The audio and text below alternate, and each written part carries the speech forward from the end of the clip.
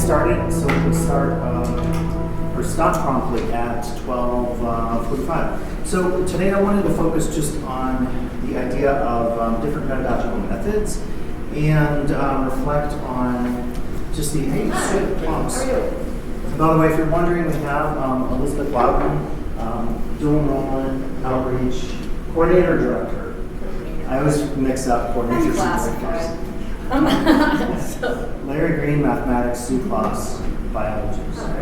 And Scott Lukas, I teach social anthropology, and also my role is faculty chair of teaching and learning. So, good teaching and learning topic today. So, on your handout, just summarize some issues connected to pedagogical methods. And so, when we talk about pedagogy, I was actually looking at the meaning of pedagogy from Greek society. It's actually kind of a negative. It means leading children along. So, we don't typically think of pedagogy in that sense, but if we're talking about curriculum as the content that we are delivering to our students, and the pedagogy or the teaching methods are the approaches that we use to teach our students. There's a couple just maybe framing points. One of these is that depending on the teaching modality that you're working in, if you're teaching ISP, DE, or face-to-face, each of those could have different teaching methods, and some can be more effective than others. And it's kind of an obvious question, but why might we say, like, what have you all found in your experiences teaching in different modalities, and have you discovered there's one method that works well in one modality but doesn't translate well? If so, what is that method? How could you maybe translate it to the other modality?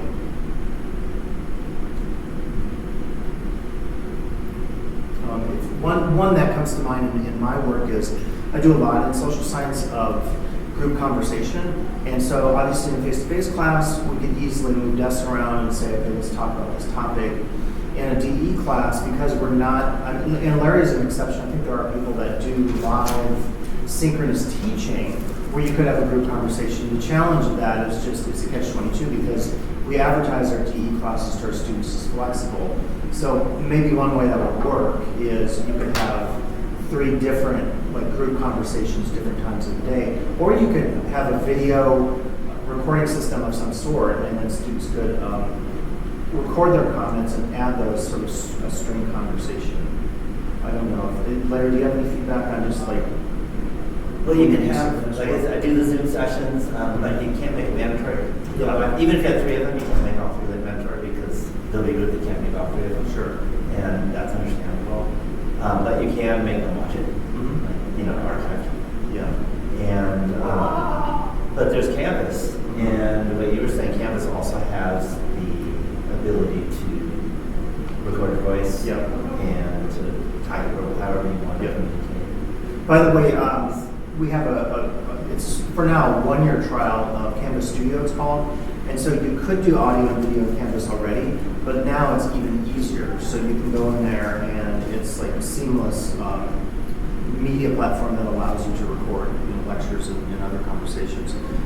That being said, I actually had someone come out of my office today, someone who works there, and they were asking me about videos and can there be a written backup. So one of the things we discover, I think, in a lot of different, and we often talk about the different learning modalities, some students do better hands-on, other students do better working straight out of the textbook. And so I think sometimes it's challenging, even in a face-to-face class, dealing with the variation in learner styles and trying to leave enough time. Now, Sue, probably in biology, if you're doing something that's very hands-on, like in botany, that probably is one main style, right? I would assume that if you're teaching a concept out in the trees or something, it's probably something that most students could relate to, I suspect. Yeah, I really enjoy the experiential education, and the students do too. I think just being out there, looking at the actual structures instead of images of parts of plants, makes a huge difference. Especially, students seem to really like getting to know identification of different species, so they know not only what the species is, but what type of ecosystem that species likes to inhabit. Because then, for example, I try to tie it into things they like. So, for example, if you see a type of meadow plant called rushes, that indicates really wet conditions generally, and actually set brushes would be medium wet in the spectrum of things we have here, and the sedges are actually where you're likely to be walking in water that, grass-like plants that when you step you'll actually see water in your footprint, or you'll be walking through water, at least through the early part of the season. So they really like being able to have a bit of knowledge of the ecosystem characteristics along the plants. Yeah, so experiential, it's a little loud with the whole conversations. So yeah, experiential knowledge, I think that's something that generally we promote in community colleges, because we often say that, some of the students who come, we have a range of students. Some are high performing, some are challenged, some need, basic skills remediation. But I think as a mission, we've often said at the community college level and LTCC specifically, to try to really have as much as practical experiential components in your classroom. Again, with the modality, ISP, very challenging unless you're Wynn and Bruce who go there and do the hands-on, face-to-face one-on-one. Most of us in ISP, though, are doing something via correspondence with packets, and so you can still have students do work in a paper modality, but it's not as easy as, you couldn't teach your botany, obviously, that way, because students are incarcerated. Yeah. So, it's not always the case that we can do experiential learning, but I think anytime we can, it leads to, and I listed some of those skills under empowerment, things like co-learning and mentoring. I've enjoyed, when it's worked, presentations, and often having students give mini lectures or lead a conversation, lead a group of students through a text, because that is, again, the students taking responsibility for their education, conversation and dialogue, focus on the students' lives and independence. So those kinds of things, I think generally we try to focus on in a community college classroom. Again, when it's relevant, when it works for our discipline that we're teaching, because there is a big difference, obviously, in how we teach based on the type of content we're beginning with. Mathematics, different than physical education, right? Just those are different subjects in terms of maybe some of the methods used. So.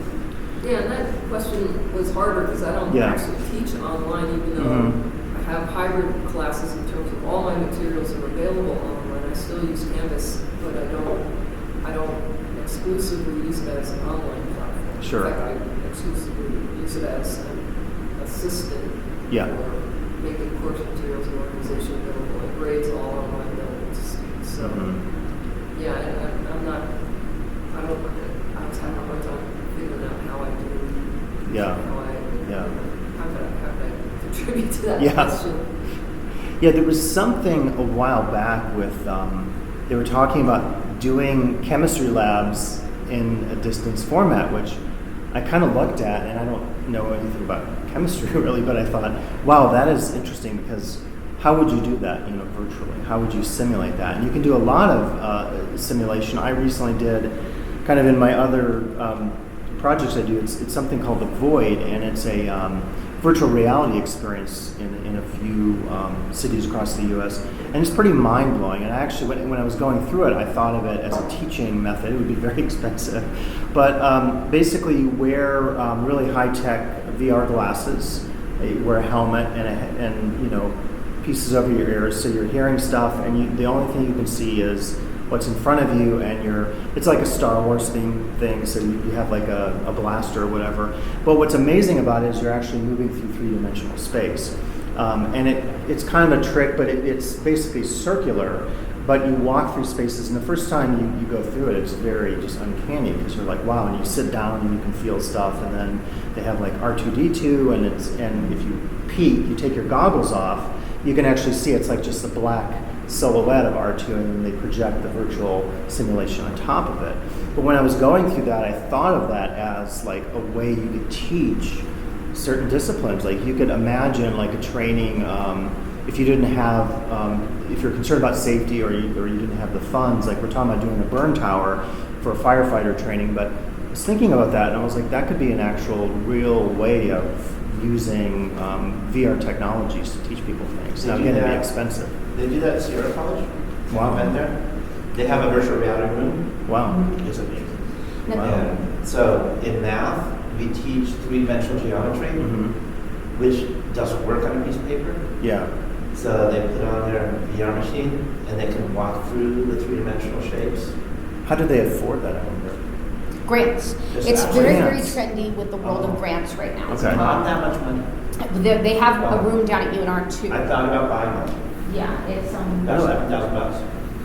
That's it? Yeah. No, but there's a lot of grants to Because I got a quote from because them, it's so I actually thought it's about great for students with disabilities. Mhm. So a lot of these niche populations Yeah. that struggle with some of these, primary learning strategies that we tend to use, the VR is kind of a key.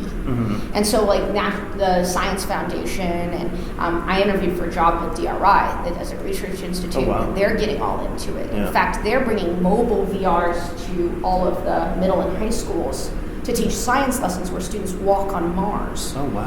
Wow. And it's like something that they got a grant to Yeah. do, and I guess Huh. there's a lot of grants in the world of VR, Wow. which is neat. It could be a Does South game Tahoe changer. have any of that yet, or no? VR? No, we No. do not. Okay. Although we probably could. That's Yeah. an interesting It's one not to that much explore. money. It really isn't.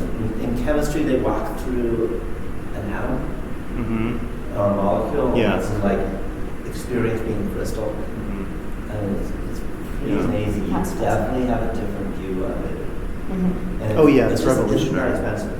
I Yeah. met with the right grant request. Maybe the foundation. I bet the foundation would pay for it. Yeah. Maybe we should get a bunch of different departments to go in together and write a grant. And Yeah. Say, we'd love to use this. Can you get a grant? Can we get a grant? Well, we're hiring that grant person. So maybe, I know Beynaz has talked about this. It's not VR, but it's like a virtual anatomy dissection Yeah. thing. Yeah. Oh, we've And already that's like- put that in a grant for the high school, which we will It's have expensive. access to as the college. It's $40,000. It's very Well, I thought it was expensive double for that. something. Okay. I thought it was 80. I think actually we did budget 80 for it. Okay. I'm not sure. It was I huge. think it was the one 80. that she, I don't know if there's a Yeah. cheaper model, but the one she wants to do. Yeah, this is giant iPad, pretty much. Yeah. And Yeah. we did put in for it. We'll see whether or not we Yeah. get it Yeah. in a month or so. Yeah. And that would be great because then our courses here could use theirs. It would be, We can yeah. share equipment. which is great. And I feel like, not that we're responsible, and you might be in your position, but as teachers, we don't like market the college. I mean, in a sense, we do if we're doing good teaching and we have good teaching methods. But if we got something like that, or if we had virtual reality stuff, and we could really put that in the front line and say, hey, look, if you come to LTCC, we've got the latest, kind of to market it as the fun stuff and the stuff that will expand your learning beyond just traditional text, which is, I think, where we're moving away from a little bit, including, what Larry's been involved with open educational resources. I mean, so much of that is on a phone or a tablet, and nowadays I think it's harder and harder when we teach in a face-to-face class to tell students, you can't use a phone or a tablet or a Chromebook, because what if they're actually referring to their textbook, right? And unless you're walking around the classroom looking, are they checking Facebook or Twitter? They probably don't use Twitter, but it's challenging. But we're moving away from traditional books as we move more and more to our devices. And I know there's some VR, I don't know how good it is, but using just your phone, where you kind of wear your phone or whatever. So I think it's exciting. It might be a way to do some of these concepts where you can't, or like in the winter, if there's certain things you can't do, you could simulate that indoors, possibly. I don't know. So probably just considerations for the future. And again, I think with like ISP and DE, we continue to talk about just what are some of the ways that we can make the teaching more interactive and more engaging. I have to say it's hard with ISP because so much of it is, unless you're Bruce or Wynn, and there's a few exceptions maybe, and I think we had one person in Soch going into for tutoring, but it's hard to really do what we do via paper. But those are limitations, and I think we do the best that we can. And hopefully down the road, Shane's been talking about they might move to, if they can figure out a way to keep it internal, and because there have been hacking of like commissary systems in various institutions, but to have Chromebooks, and then you could have video on there, you could maybe do some grading virtually, and then you could potentially take advantage of that kind of technology as opposed to just having stuff on paper. But until we get there, I guess we just try to make the best of it, given what we have available. So before we go into most and least effective method, I did want to just mention some, and if you're watching at home today, I have on the handout context of pedagogy. So obviously the teaching methods depend on the discipline in which we teach. Like if you're teaching a laboratory class, it's a whole different world with safety, just making sure students follow instructions. Whenever I've seen culinary or bio or chem or art demos, a lot of it does focus on safety, a lot of it does focus on following the rules and the instructions and being more of a disciplinarian, because someone could get really, in a chemistry class or whatever, get injured, a culinary class and so forth. So obviously the methods are going to vary with the discipline that we teach.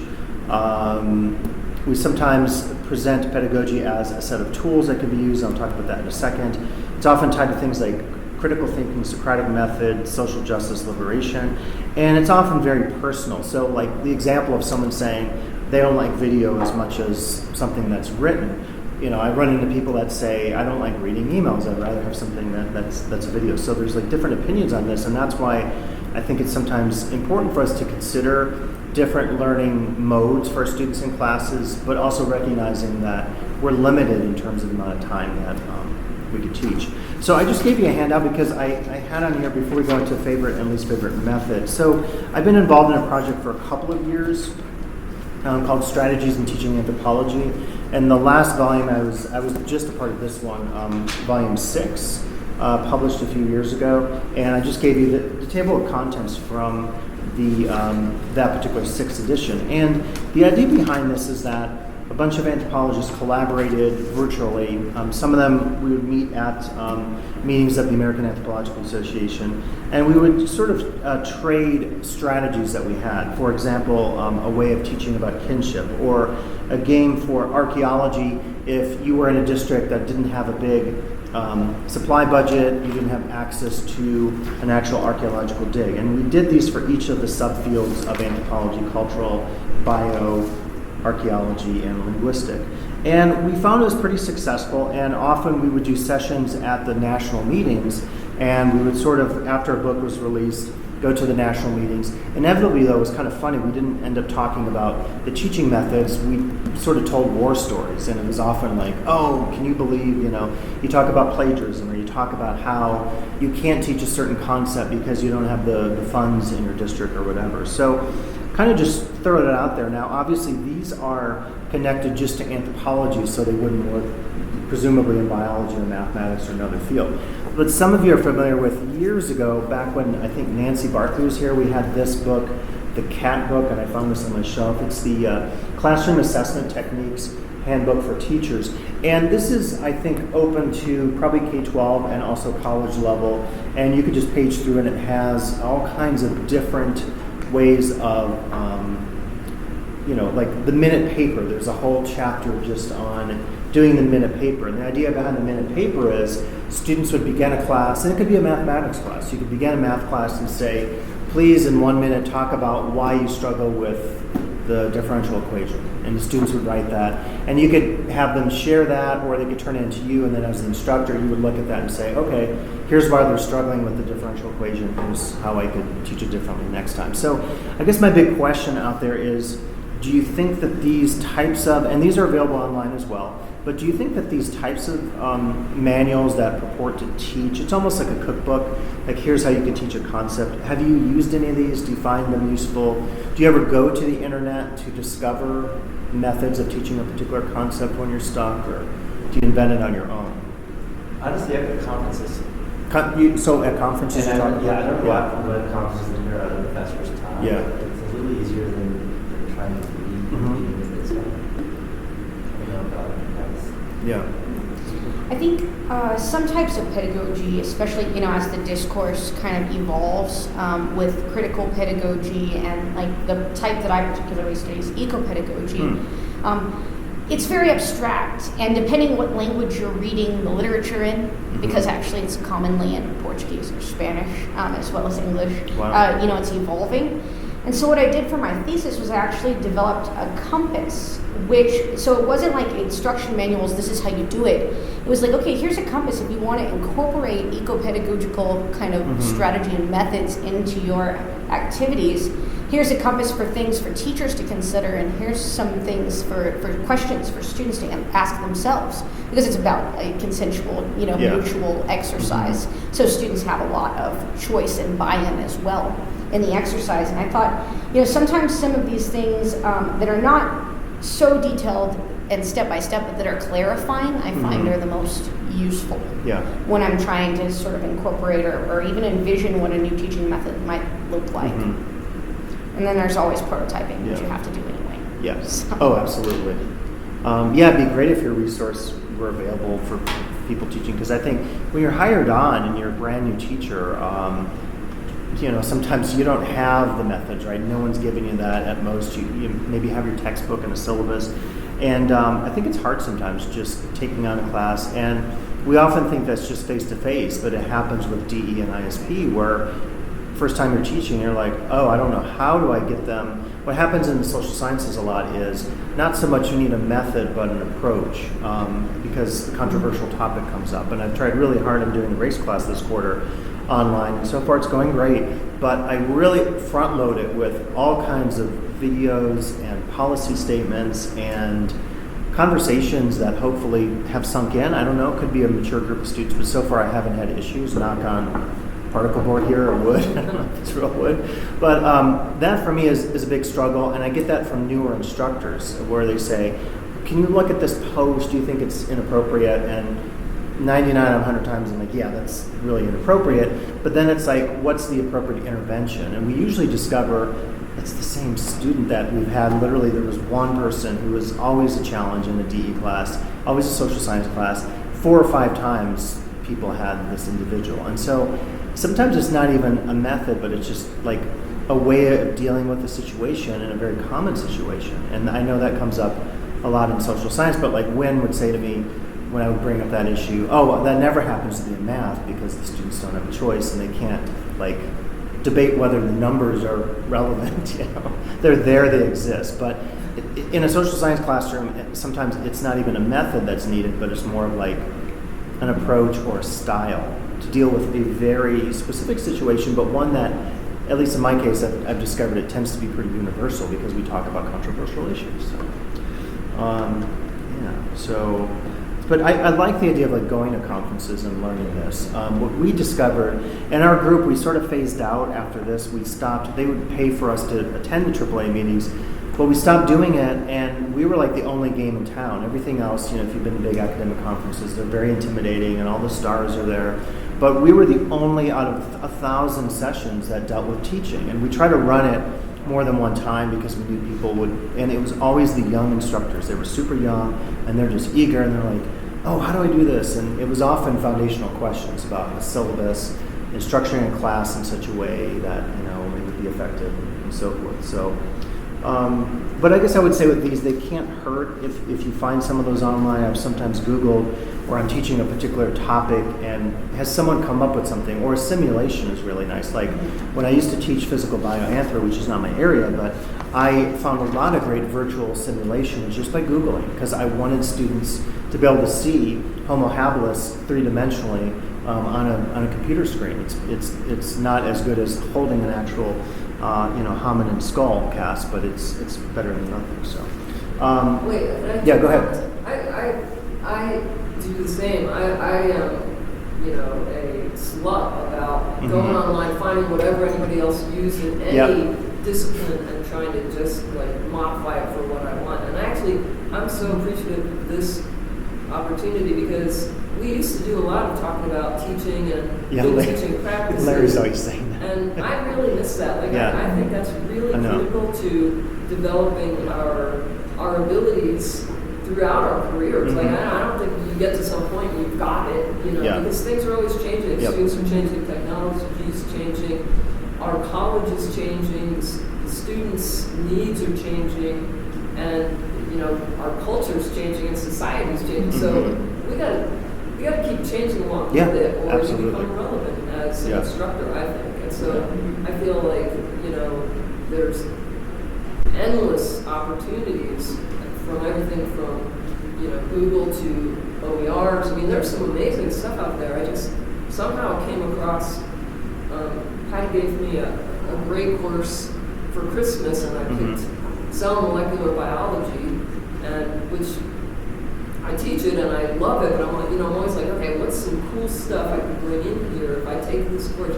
And the guy who's from Oregon State has this great online free biochem book, which actually matches up pretty well with our Bio 101 course. So, wow. And it's a biochemistry class, so I'm like, no, I would suggest this as a great, kind of extended learning type of thing for the students who are like, oh yeah, I've had biochemistry already, or I've had this and that, and I know this stuff, I'm comfortable with them, and I want to be challenged. I would say, check this out. It's a great resource. So there's all kinds of cool stuff out there. Right? Yeah. And you can mix and match, which is nice too. Right. Students complain that to buy 2 books, but not if they get 2 books for free. Yeah. That's right. Exactly. Yeah, and with Canvas Commons, you can import stuff, you can find stuff. I mean, I just tried it out and typed in, I forget what the keyword was, but thousands of hits came up, classes and lessons, and almost it's the opposite problem where it's like there's too much information. You have to really sort through it and figure out what's going to work best for you. Because it can be overload depending on the concept, that you're teaching. In fact, I think to me that's an element of education that needs to change. Where instead, we have to teach students how to weed through the massive amount of information to find the stuff that is not relevant, but like accurate and truly answers whatever question they're trying to figure out. Yeah. I mean, it used to be trying to get information was the hard part. We had to go to the library and had to have certain library resources available. Now there's so much information trying to identify exactly the subset you need and that's useful and the most relevant to whatever you're doing. And at the level of the student. Especially in math. I mean, if you Google search, you're going to get PhD level math. I have no idea what it's talking about. The same search word. Yeah. Well, and also relevant to the student. Because I noticed there's this, from my grad program, I noticed there's this temptation, academics love their disciplines. And they're like, oh my God, there's 100 million things I want to talk about. Let me throw as much of it as possible into this one course, especially when it's an accelerated program or something like that. And it's like, but then you have this buffet principle and you can create overwhelm, which we know as educators just causes students to shut down. Their retention will go to 0. So it's like, actually you have to think about, okay, what among these wonderful readers, and articles and things is going to resonate with my students in this course? Yeah. And then bring that in too. I think that's really important. Not just what do I want them to learn, but, what's going to create a thread that's going to help them remember it. Yeah, and the other thing that comes to mind as I'm thinking of, Melanie Chu did a really great presentation for my Promise classes last quarter, and the video's online, I could point it to you, but she took students through just information competency and information literacy, and the topic was the garbage patch and trying to get information about the garbage patch. So she gave, in groups, 4 different articles. One was like a scientific one written by a biologist, the other one was a journalistic piece, and it was just fascinating to see the students work through just the information itself. And she would ask them, like, well, how do you know if the information in this article is accurate? What can you tell about it? And you talked about citations, and it was fascinating, but it occurred to me then, like, that's really what we need now, because if a student is going to take a shortcut in math and say, I'm going to Google, and then they come across some theorem that a PhD in math wrote, it's like,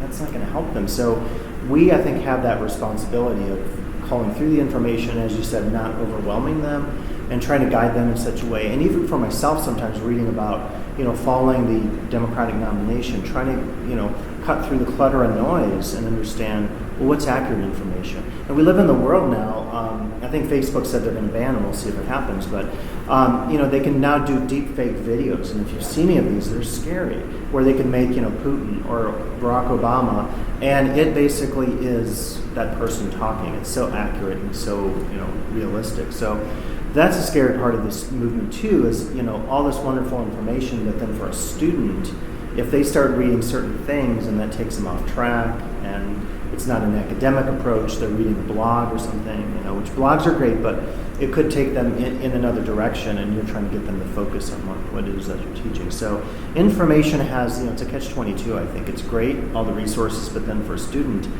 I'm kind of glad that I never experienced that as a student. I went through the card catalog. I remember writing down those little pencils, and I love that. And I would not trade that for anything. I would not want to go back to, and have the internet when I was doing all my work as a student, because I just think there was something nice about going through that physical process of the card catalog, walking up the stacks, And then finding the book. All kinds of different stuff that you weren't looking for, being like, holy, this is Yeah. really cool, Yeah. Find all kinds of tangential information or topics. You didn't find any cat pictures, Yeah, stacks right. there, just popping out in the middle of nowhere, like Yeah. it wasn't happening. Clickbait, no clickbait. Yeah. Have you read Sapiens, by the way? No, who was it? Jeff DeFranco said you have to read it. You gotta, People have been telling me I need to read it, gotta so read it. I'll put it on my So list. good. Definitely. You're the second person, so. I'll go check it. I assume we have it at the library, so I'll go check Yes, it I out. actually asked him. Oh, you did? Okay, Yeah. cool. Awesome. No, that's the second recommendation, so. Well, we have a little bit of time left. Anyone want to offer, and I could start us off on this. I have in here the most effective and least effective method. And this is probably going to vary for class. So for me, the one I would throw out that can be either really effective or not so effective is the end of term final presentation. And I used to do this a lot, only in my in-person class, although years ago I did it in a DE class before we had Canvas, and it was actually cool. A few students built websites, and so I did a version of it in DE. But the idea behind it is that you would, give the students a set of topics or some conditions and say, okay, at the end of the quarter, the last week of classes, you're all going to give a 15 to 30 minute presentation, including Q&A. You can use PowerPoint, you can use, do class activity, handouts, and so forth. Some of them were amazing, but others were really just super bad.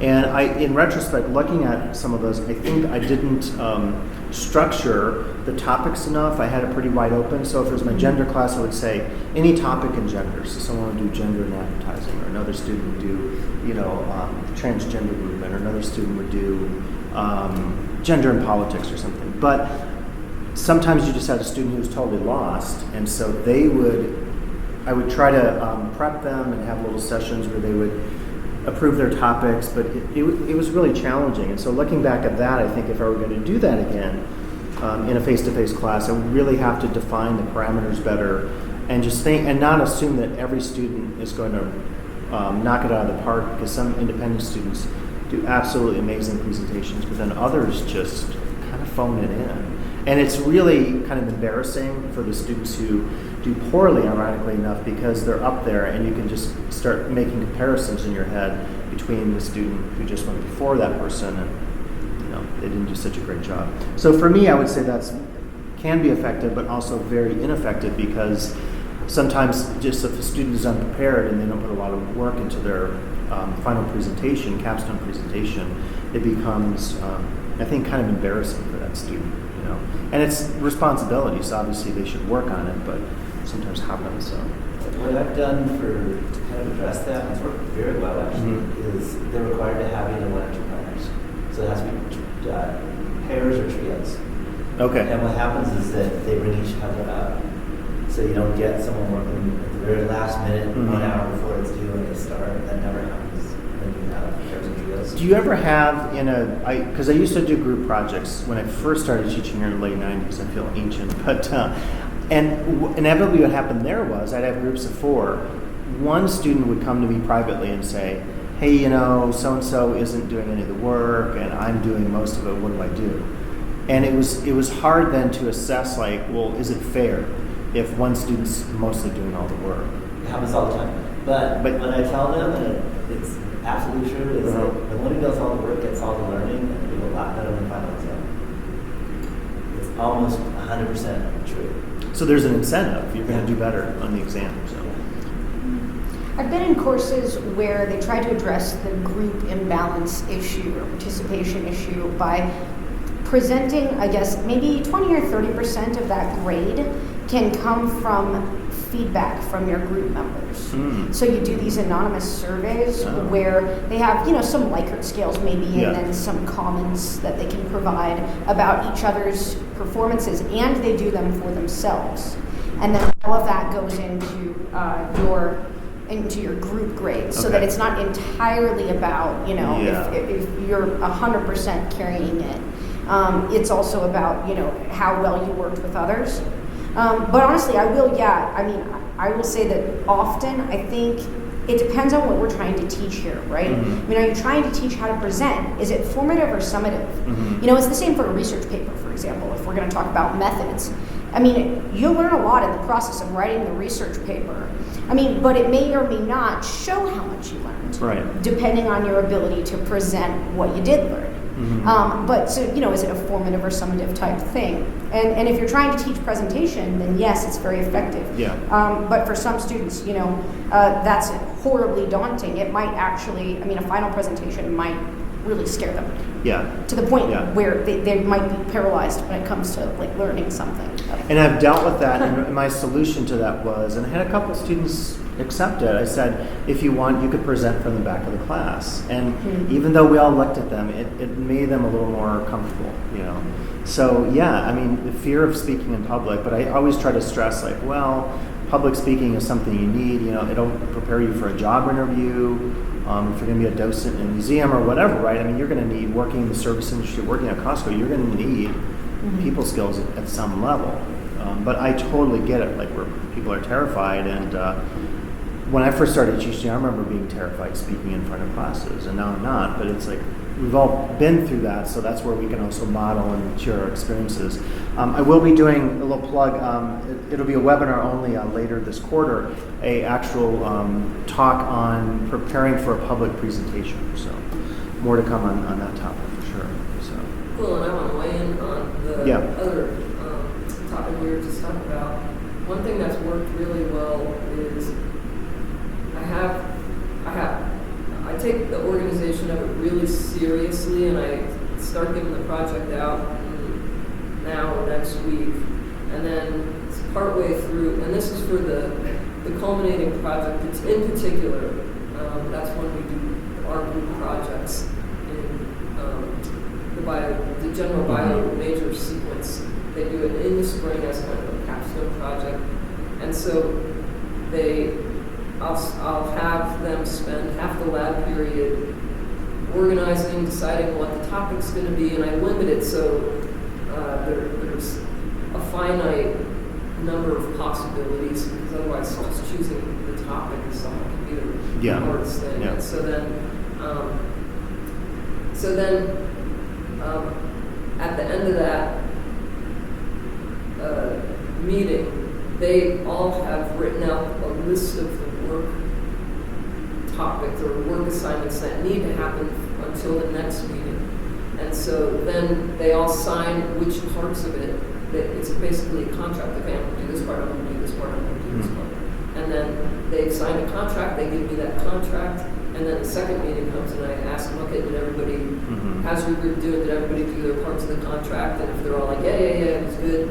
And so since I've been doing that, people do it because then they know they're on the hook for it. If they don't do it, their grade is going to suffer, but not the other two. So there's something about signing that contract that... Yeah. And then the second meeting, we redo the process. And now they're actually going to do the actual experiments. What it involves is a growth experiment with plant seed. They plant seeds and they were testing something in the environment. And then now they're actually going to do the experiment. So they've written their review of literature. They've gotten the materials together that they need. And then when everybody okays the methods, then we go on and do the experiment, and they rewrite a new contract, and so that has eliminated, since I've been doing that, things have just been going Great really idea. smoothly, so that has helped. Great idea. Okay. Well, I think that'll maybe be our closing idea. So using a contract for group work could work for you. So, but we're not done. We'll continue. So a week from today, same time, place, same virtual location. The topic will be what's something you really want to talk about in teaching or education, but you feel like you can't talk about it. So that's kind of the provocation. So that's next week on the 28th. So thank you all for coming physically and virtually. We appreciate your viewers watching.